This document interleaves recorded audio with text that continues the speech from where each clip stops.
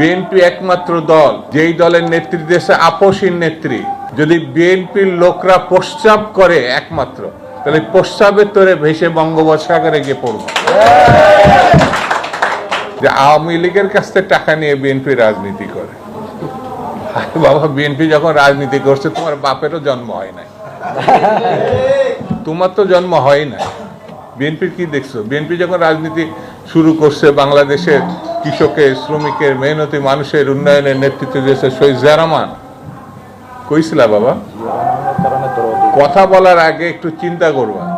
এতটাই ভয়ঙ্কর সেই সময় বিরোধী দলের রাজনীতি বলতে যারাই নেমেছে তাদেরকে বিশেষ বাহিনী তৈরি করে, যেটাকে রক্ষী বাহিনী বলা হতো, যেটা এখন নাই, প্রায় 40 থেকে 50 হাজার বিরোধী দলের নেতাকর্মীকে সেই সময় হত্যা করা হয়েছে। প্রতিহিংসার নামে দুর্ভিক্ষ সৃষ্টি করা হয়েছে। প্রতিহিংসা মানে এই কারণেই বলবো, সাধারণ মানুষ তখন শেখ মুজিবের মোহচ্ছন্নতার বাইরে যখন চলে গেছিল, তাকে আর সমর্থন করছিল, সেই সময় এই দুর্ভিক্ষ সৃষ্টি করা হয়। এটা মানব সৃষ্ট দুর্ভিক্ষ।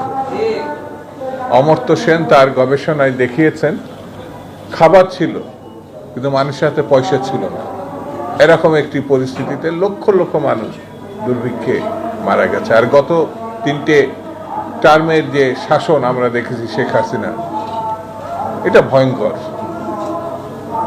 এমন একটি মানুষ বা পরিবার খুঁজে পাওয়া যাবে না শেখ হাসিনার শাসনে যারা নিগৃহীত হয় নাই, মামলার আসামি হয় নাই, ঘরে থাকতে পারে নাই, দখলদারিত্বের মুখোমুখি হয়েছে, ব্যবসাপাতি তাদের ধ্বংস হয়েছে।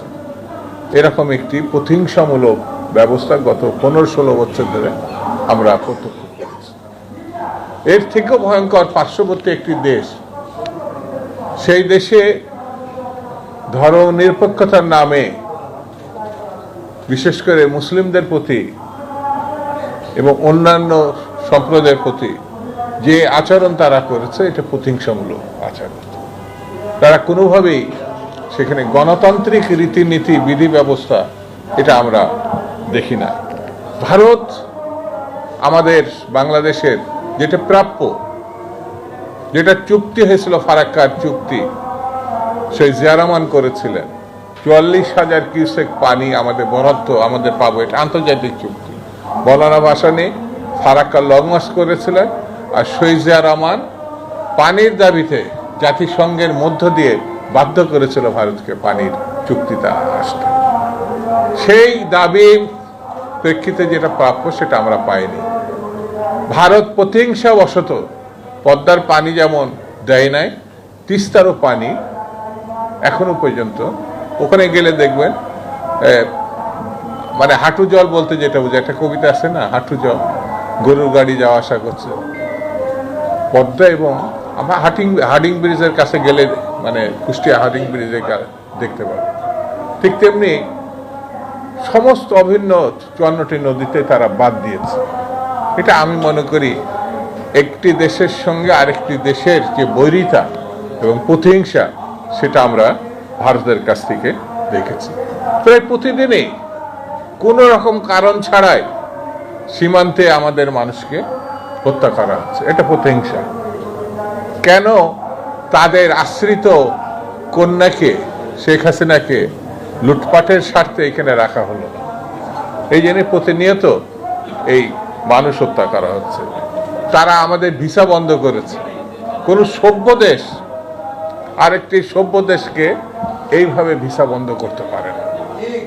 ভারত যেটা করেছে পার্শ্ববর্তী দেশে, মনে হয়েছে যেন ভিসা বন্ধ করলে আমাদের সকল রীতিনীতি, সভ্যতার সকল রীতিনীতি তারা বর্জন করে সীমান্তে কোনো রকম কারণ ছাড়াই, যেটা স্থল বন্দর হিসাবে বাই রোডে আমাদের ব্যবসাপাতি করার সুযোগ ছিল, তারা একতরফাভাবে, যেটা ভারত অনেকটা যুদ্ধকালীন পরিস্থিতি তৈরি করেছে আমাদের। আর মানে সীমান্তবর্তী অঞ্চলে আমাদের এই রোড আমাদের ব্যবসায়ীরা ব্যবহার করতে পারবে না। কোনো রকম সময় যে 7 দিন পরে করবে বা 24 ঘন্টা পরে করবে এমন না, কিন্তু তাৎক্ষণিকভাবে বন্ধ করছে। লক্ষ লক্ষ শত শত কোটি টাকার সম্পদ সেখানে আমাদের ব্যবসায়ীরা, আমাদের দেশের মানুষরা ক্ষতিগ্রস্ত হয়েছে।